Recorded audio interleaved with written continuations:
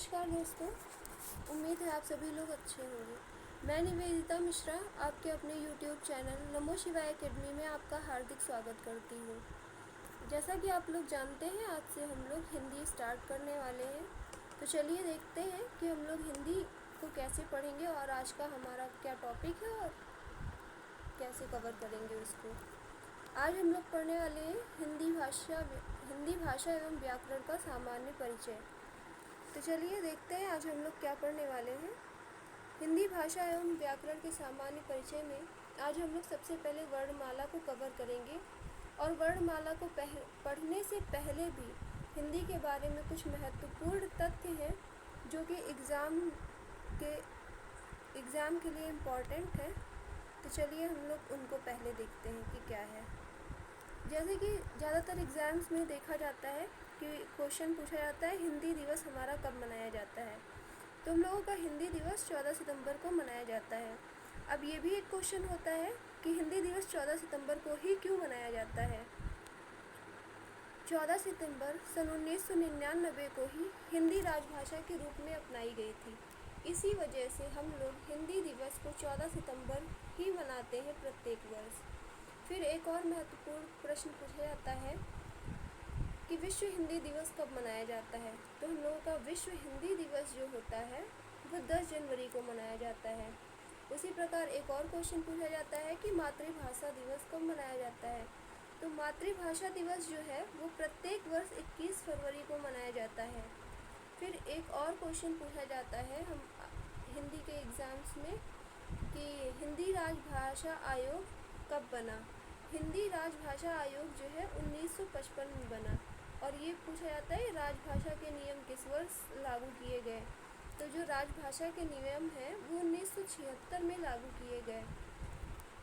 और एक और प्रश्न बनता है कि राजभाषा का विवरण जो है वो हमारे संविधान में कहाँ पर है, किस अनुच्छेद और किस भाग में है। तो जो संविधान में राजभाषा का विवरण है वो अनुच्छेद 343 से लेकर 351 तक और भाग 17 में है। फिर क्वेश्चन पूछा जाता है कि राजभाषा अधिनियम कब पारित हुआ। तो जो राजभाषा अधिनियम है वो सन 1963 में पारित हुआ। अब सबसे इम्पोर्टेंट क्वेश्चन ये है कि हिंदी का पाणिनि किसे कहा जाता है। तो जो हिंदी का पाणिनि है वो कामता प्रसाद गुरु जी को कहा जाता है। जैसा कि आप सभी लोग जानते हैं कि सभी भाषाओं की जननी जो है वो संस्कृत है। अब यहाँ से हम लोग अपने टॉपिक की शुरुआत करते हैं। तो चलिए जानते हैं हम लोग हिंदी शब्द जो है वो कहाँ से आया है, इसकी उत्पत्ति कैसे हुई है और ये किस भाषा का शब्द है। तो हिंदी शब्द जो है वो फारसी या ईरानी भाषा का शब्द है। भाषा, अब हम लोग देखते हैं कि भाषा शब्द की संरचना कैसे हुई है या भाषा शब्द जो है वो कैसे बना हुआ है। भाषा शब्द जो है हमारा वो भाष धातु से मिलकर बना है। भाष धातु जो है वो एक संस्कृत का शब्द है जिसका अर्थ होता है प्रकट करना, किसको, अपने भावों एवं विचारों को। और हिंदी का मानक समय जो है वो 1100 ईस्वी है। फिर हम लोग देखते हैं आगे कि लिपि क्या होती है। लिपि जो होता है भाषा को लिखने के लिए हम लोग जिन चिन्हों का प्रयोग करते हैं बस उन्हीं चिन्हों को हम लोग लिपि कहते हैं। हिंदी की लिपि क्या है, ये भी एक महत्वपूर्ण प्रश्न है। हिंदी की लिपि देवनागरी लिपि है। उसी प्रकार अंग्रेजी की लिपि रोमन लिपि है। हिंदी वर्णमाला का अंतिम व्यंजन क्या है। हिंदी वर्णमाला का अंतिम व्यंजन जो है वो हा है और देवनागरी लिपि का अंतिम व्यंजन ज्ञा है। अब हम लोग एक छोटी सी बात को विशेष करके लिखेंगे कि हिंदी की मानक लिपि जो है वो देवनागरी है पर उसकी उत्पत्ति ब्राह्मी लिपि से हुई है। हिंदी की मानक लिपि जो है वो क्या है, देवनागरी है जिसकी उत्पत्ति ब्राह्मी लिपि से हुई है। यहाँ हम लोगों से देवनागरी छूट गया है तो हम लोग देवनागरी लिख लेते हैं। देवनागरी लिपि है ज़्यादा अच्छी राइटिंग नहीं है, माफ़ करिएगा। फिर चलिए आगे देखते हैं क्या है। फिर अब हम लोग आगे देखेंगे कि स्वर क्या होता है।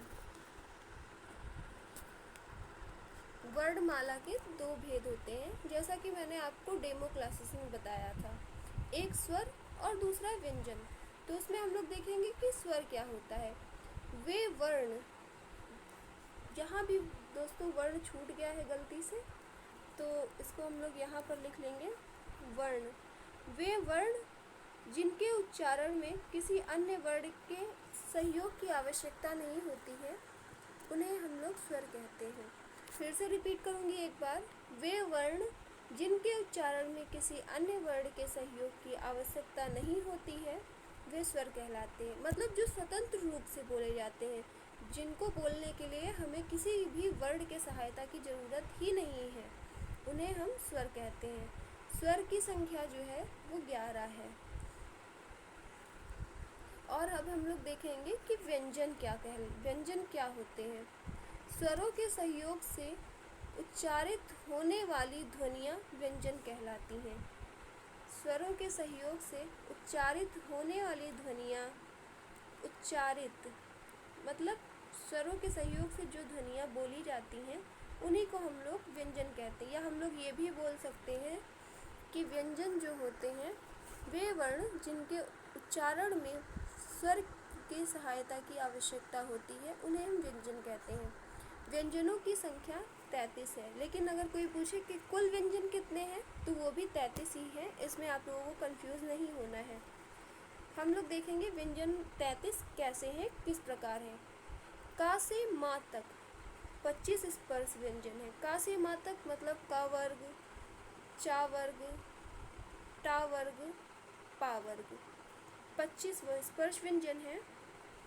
या, र, ल, व 4 जो है हमारे वो अंतःस्थ व्यंजन है, और यहाँ पे तीनों शा, ये वाला सा और ये शा, सा से शलजम वाला जो होता है ये शा, और हा, ये 4 व्यंजन जो है इनको ऊष्म व्यंजन या संघर्षी व्यंजन बोलते हैं। और विशेष करके हम लोग लिखेंगे हिंदी वर्णमाला में वर्णों की कुल संख्या जो है, वर्णों की संख्या जो है वो 44 है, लेकिन हिंदी वर्णमाला में वर्णों की जो कुल संख्या है वो 52 है। फिर आगे हम लोग अपनी क्लास को देखते हैं। स्वर 11 है, उसी प्रकार व्यंजन 33 है। अयोगवाह जो है वो 2 है, अंग और आहा।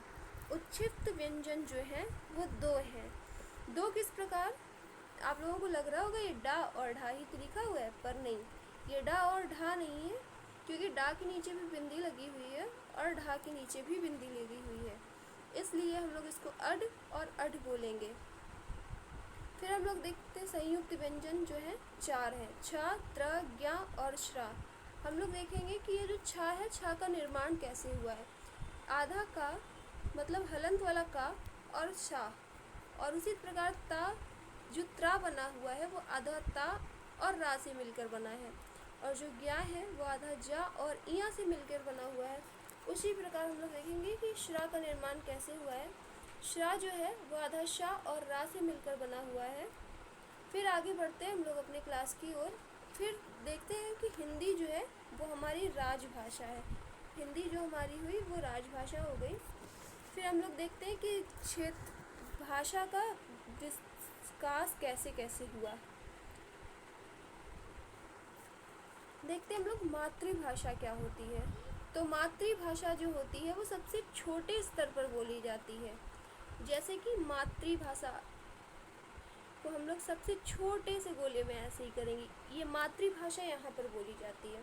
फिर इसको आगे समझने के लिए बोली, एक इससे थोड़े से बड़े स्तर पे यहाँ पर बोली बोली जाएगी। और आप लोग तो जानते ही हैं कि हर क्षेत्र की बोली अलग अलग होती है।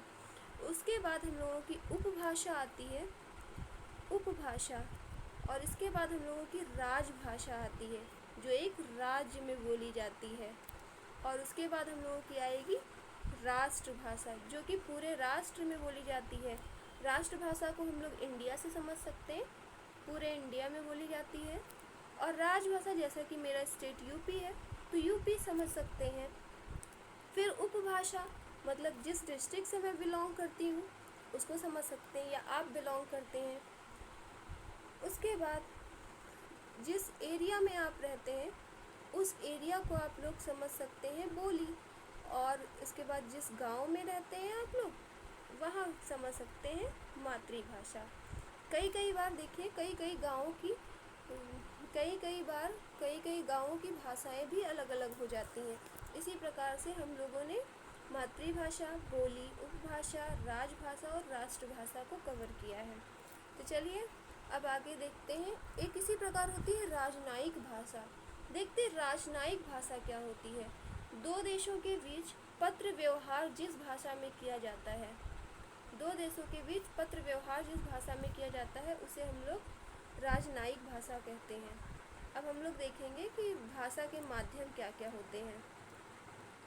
तो जो भाषा का माध्यम है वो होता है भाषा के माध्यम या विचार अभिव्यक्ति के माध्यम। मतलब एक इंसान जो है अपने विचारों को किस प्रकार से प्रकट करेगा या अपनी भाषा को किस प्रकार से बताएगा, इंसान के सामने कैसे समझाएगा कि वो क्या कहना चाह रहा है। तो उसके 3 माध्यम हैं। प्रथम बोलकर, द्वितीय लिखकर, तृतीय संकेत से। मतलब जैसे हम लोग हैं, हम लोगों को अपने अंदर के विचारों को समझाने के लिए किसी न किसी चीज़ की तो आवश्यकता होगी ना। तो उसी प्रकार से हम लोगों ने भाषा के माध्यम को 3 वर्गों में बांटा है, बोलकर, लिखकर और संकेत।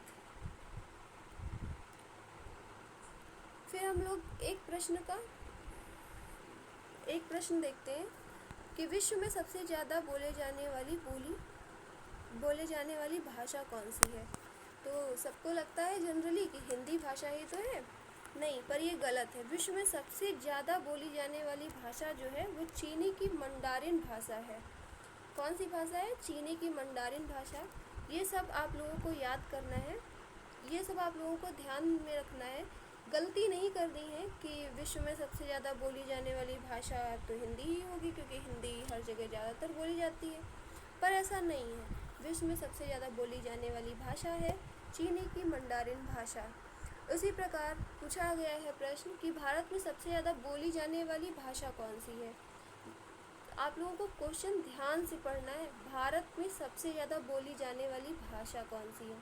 तो ये तो हर एक छोटा बच्चा जानता है कि भारत में सबसे ज़्यादा बोली जाने वाली भाषा जो है वो हमारी हिंदी भाषा है। उसी प्रकार एक और क्वेश्चन है, भारत में सबसे ज़्यादा बोली जाने वाली बोली कौन सी है। तो भारत में सबसे ज़्यादा बोली जाने वाली जो बोली है वो भोजपुरी बोली है। यहाँ पर आप लोगों को गलती नहीं करनी है। यहाँ पर बोली जाने वाली बोली पूछा गया, भारत में सर्वाधिक बोली जाने वाली बोली, और वहाँ पर भाषा पूछा गया था। भाषा हिंदी भाषा और बोली भोजपुरी बोली। अब हम लोग आगे देखेंगे कि भाषा के कौशल क्या क्या है। भाषा के कौशल जो है वो 4 है, सुनना, बोलना, पढ़ना और लिखना। जैसे आप लोगों को कन्फ्यूज़न ना होने पाए इस वजह से मैंने इसको सुबोपली आप लोग ऐसे याद कर सकते कि भाषा के कौशल क्या क्या है। सुनना, बोलना, पढ़ना, लिखना। मतलब हम लोगों ने भाषा को कैसे स्टार्ट किया। पहले हम लोग किसी चीज़ को सुनते हैं, फिर उसको बोलते हैं और फिर उसको लिखते हैं। लिख के अपने भाव एवं विचारों को प्रकट कर देते हैं। जैसे एक छोटा बच्चा होता है वो क्या स्टार्ट करता है, कहाँ से स्टार्ट करता है, आप ही लोग सोचिए। सबसे पहले वो हम लोगों की भाषा को सुनता है, फिर उसके बाद वो बोलने की कोशिश करता है। फिर जब वो स्कूल जाता है धीरे धीरे तब उसको पढ़ाया जाता है, ना कि डायरेक्ट लिखा दिया जाता है, लिखाया तो जाता नहीं है। तो फिर वो पढ़ना स्टार्ट करता है धीरे धीरे, और फिर उसके बाद जब थोड़ा उसका माइंड डेवलप हो जाता है उसके बाद वो धीरे धीरे लिखना शुरू कर देता है। उसी प्रकार संस्कृत में जो है सुनना को हम लोग श्रवण बोलते हैं, वदन बोलते हैं बोलने को, और पढ़ने को हम लोग पठन बोलते हैं, और लिखने को हम लोग लेखन बोलते हैं। ये हमारे भाषा के 4 कौशल हो गए। इसके आगे आप लोगों के लिए आज एक होमवर्क प्रश्न रहेगा, पंचम वर्णों का क्रम लिखें। और इस क्वेश्चन का आंसर उम्मीद करती हूँ कि आप सभी लोग हमारे कमेंट सेक्शन में ज़रूर बताएंगे। कमेंट बॉक्स में हर एक बच्चा राइट करेगा कि इसका आंसर क्या होगा। तो आज की क्लास हम लोग इतनी ही रखेंगे और फिर कल से हम लोग अपने आगे की क्लासेस को कंटिन्यू करेंगे और कल हम लोग वर्णमाला को अच्छे से कवर करेंगे और देखेंगे कि वर्णमाला में आगे और क्या क्या चीज़ें हैं। आपको हमारी क्लास कैसी लगी ये ज़रूर कमेंट सेक्शन में बताइएगा और आज के लिए थैंक यू।